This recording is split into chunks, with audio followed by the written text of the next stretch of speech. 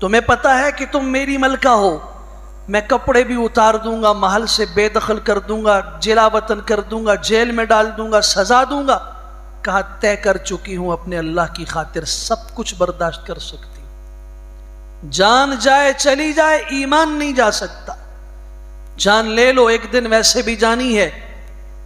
कुरान मजीद ने उस मजलूम औरत की एक आह का जिक्र किया है सूरह तहरीम के आखिर में। ज़रबल्लाहु मसलन लिल्लज़ीना आमनू इम्रअत फ़िरऔन। अल्लाह ताला ने ईमान वालों के लिए फ़िरऔन की बीवी की मिसाल बयान फरमाई है। इज़ क़ालत, जिसने अपने रब से एक शिकायत की, रब से एक दुआ की, रब्बि इब्नि ली इंदक बैतन फिल जन्नह, अल्लाह जन्नत में अपने पड़ोस में मेरा घर बना दे।